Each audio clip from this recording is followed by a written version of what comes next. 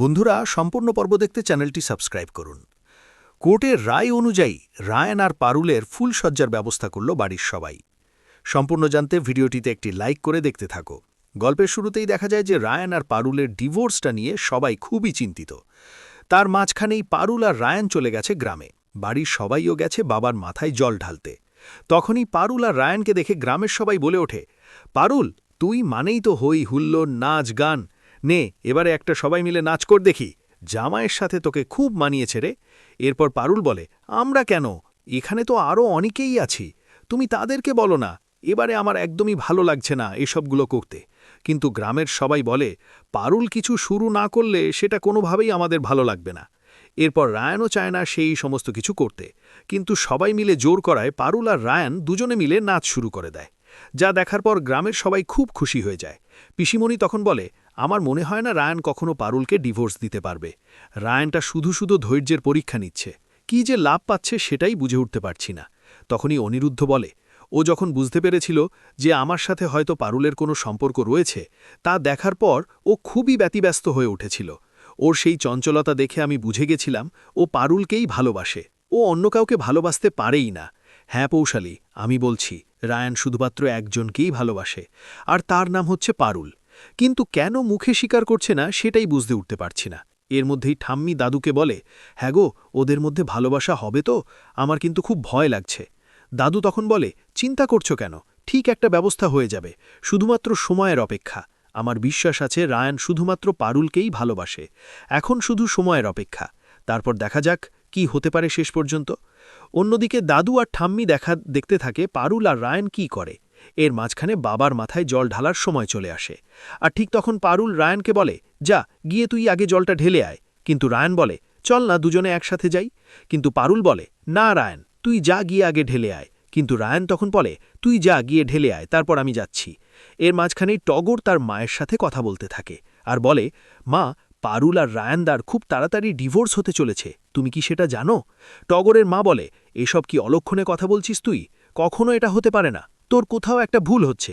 কিন্তু টগর বলে, আমার কোনো ভুল হচ্ছে না, যা বলছি তা একদম ঠিকই বলেছি। তুমি আমার কথা না শুনলে দাদুকেই জিজ্ঞেস করো না। এরপর দাদুকে জিজ্ঞেস করে, আর দাদু তখন বলে, পারুল আর রায়ানের মধ্যে ভালোবাসার সম্পর্ক আছে কিনা ডিভোর্সটা দিয়ে সেটা একটা পরীক্ষা করা হচ্ছে। যদি রায়ান সত্যি পারুলকে ভালোবেসে থাকে, তাহলে ও কখনোই পারুল দিদিকে ডিভোর্স দিতে পারবে না। সেই বিশ্বাস থেকে আমরা এটা ট্রাই করছি, তুমি নিশ্চিন্তে থাকো। তখনই টগরের মা নিশ্চিন্ত হয়ে যায়। এর মধ্যেই জল ঢালতে চলে গেছে পারুল। কিন্তু জল ঢালার সময় পারুলের শরীরটা খুব খারাপ লাগে। পারুল প্রায় পড়েই যাচ্ছিল মাথা ঘুরে। ঠিক তখনই রায়ান এসে পারুলকে ধরে ফেলে আর বলে, কি করিস না তুই? তোকে প্রথমেই বললাম একা একা জল ঢালতে আসিস না, কিন্তু তুই কোনো কথা শুনতে চাস না। এরপরেই রায়ান আর পারুল দুজনে মিলে একসাথে বাবার মাথায় জল ঢালে। জল ঢালা শেষ হয়ে গেলেই পুজো সমাপ্ত হয়। তখনই পারুলের বাবা বলে, তুই যে কি করিস না মা, এক্ষুনি তো পড়ে যাচ্ছিলিস, পুজোটাই বাধা আসত। এমনিতেই তুই বিবাহিত মা, আর তুই কিনা স্বামীকে ছাড়াই জল ঢালতে এসেছিস। বাবা তোর হাতে জল নিচ্ছিল না, তোরা দুজন মিলে যেই ঢাললিস সেই পুজো একদম ঠিকঠাক হয়েছে। এর মধ্যেই রায়ান ভাবে, তুমি দেখো ভগবান, আমি তো সইটা করে দিলাম, অনেক বড়ই একটা রিস্ক নিয়েছি, জানি না কি হতে চলেছে, তবে সত্যি বলতে অনেক চিন্তা হচ্ছে। এর মধ্যেই পারুল ভাবে, যদি সত্যি রায়ান আমাকে ভালোবাসে তাহলে ঠিক ও আমাকে ডিভোর্স দেবে না। আর যদি রায়ান আমাকে ভালো না বাসে, তাহলে ডিভোর্সটা হয়ে যাওয়াটাই ভালো, কারণ এই সম্পর্কে টিকিয়ে রেখে কোনো লাভ হবে না। এর মাঝখানে কেসটা কোর্টে উঠে গেছে, ফলস কোর্ট, আসলে সবকিছু নকল সাজানো হয়েছে। এর মধ্যেই ব্রততী অর্থাৎ যিনি এসেছেন, তিনি তখন একবার পরিতোষবাবুর সাথে কথা বলে নেয়। রায়ান আর পারুলকে কাঠগড়ায় ডাকা হয়, আর তখনই পারুল বলে, এই লোকটা কখনোই আমাকে স্ত্রীর সম্মান দেয়নি, আমার গায়ের রং কালো বলে আমাকে সব সময় অপমান করেছে, আমি গ্রামে থাকি বলে আমাকে খারাপ কথা শুনিয়েছে, আরও অনেক কিছু করেছে।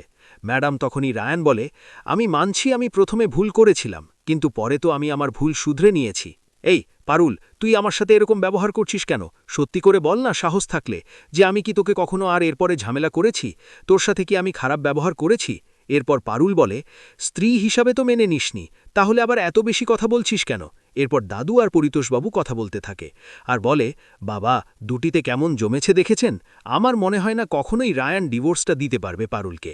তখনই দাদু বলে, দেখা যাক না শেষ পর্যন্ত কি হয়, কারণ দেখাটা খুব বেশি জরুরি দরকার। এর মধ্যে দেখা যায় রায়ান বলে, আসলে আমার নামে এই পারুল মিথ্যে অ্যালিগেশন আনছে, এই সমস্ত টোটালি ভুলভাল।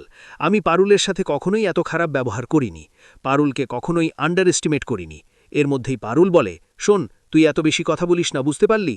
এর মধ্যে একে একে সাক্ষী হিসাবে দাঁড় করানো হবে সবাইকে। প্রথমে চলে আসে পরিতোষবাবু আর বলে, রায়ন আর পারুল সব সময় সব জায়গাতে একসাথে থেকেই কাজ করেছে, কখনোই দেখিনি আলাদাভাবে কিছু করেছে, কিন্তু ওদের মধ্যেখানে কোনো স্বামী স্ত্রীর সম্পর্ক কখনোই হয়নি। এমনকি ওরা দুজন আলাদা আলাদা ঘরে থাকে। তখনই বাড়ির আরও অনেকেই আসে আর এসে সাক্ষী দেয়। তখন ব্রততী ম্যাডাম বলে, যা বুঝতে পারছি যে এই ডিভোর্সটা হয়তো হওয়ারই, কিন্তু রায়ান ভাবে সত্যি সত্যি যদি ডিভোর্সটা হয়ে যায় তাহলে তো সর্বনাশ হবে। না না, এটা আমি কিছুতেই মেনে নিতে পারবো না, আমাকেই কোনো একটা ব্যবস্থা করতে হবে। পারুল তখন ভাবে, যদি সত্যি ভালোবাসা না থাকে তাহলে ডিভোর্সটা হয়ে যাওয়াটাই তো ভালো। ব্রততী ম্যাডাম বলে, আপনাদের প্রথম থেকেই একটা ব্যবস্থা করতে হবে। বললেন তো বিয়ে হয়ে গেছে, তাহলে ফুল সজ্জা দিয়ে আপনাদের নতুন জীবন শুরু করতে হবে। পারুল তখন বলে, কি বলছেন কি, ফুল সজ্জা? তখন ব্রততী ম্যাডাম বলে, হ্যাঁ, ফুল সজ্জা। আপনাদের দুজনার ফুল সজ্জার ব্যবস্থা করতে হবে, আর এই ফুল সজ্জার জন্য যা যা ব্যবস্থা করতে হবে সেটা আপনার পরিবার করবে। কোর্টের তরফ থেকে একজন যাবে, যিনি কিনা দেখে আসবে আপনারা কোর্টের নিয়মকানুন সবকিছু অক্ষরে অক্ষরে পালন করছেন কিনা। পারুল তো এসব শোনার পর বলে, এটা আবার কোন ধারার মধ্যে পড়ে? কি সব বলছে, আমার তো মাথাতেই ঢুকছে না, সবকিছুই কেমন যেন উপর থেকে বেরিয়ে যাচ্ছে মাথার। এর মধ্যেই রায়ান বলে, ওর সাথে আমি কখনো কোনোদিনও এক বিছানায় ঘুমোবো না। পারুল বলে, তোকে কে নিচ্ছে রে আমার পাশে? তুই তো আমার পাশে শুলেই লাথি মারতে শুরু করবি, তোর পাশে আমিও শোব না। এরপর দুজনে মিলে ঝামেলা করতে থাকলে ব্রততী ম্যাডাম বলে, দেখুন, আপনারা যতই ঝামেলা করুন না কেন, আপনাদের ফুল সজ্জা করতেই হবে। আর এইসব শোনার পর রায়ান আর পারুল দুজনের অবস্থাই খুব খারাপ। আর অন্যদিকে পরিতোষবাবু ব্রততী ম্যাডামকে একটা চোখ মেরে বুঝিয়ে দেয় ব্রততী ম্যাডাম কাজটা একদম ঠিক করেছেন। এরপরেই পারুল সেটা দেখে নেয় আর বলে, কেসটা কি হলো? বাবা ম্যাডামকে চোখ মারল কেন? আর এটাই বোঝার চেষ্টা করে পারুল। পারুল ভাবে, এই সব কিছু আসল তো, নাকি পুরোটাই নকল, কোনটা?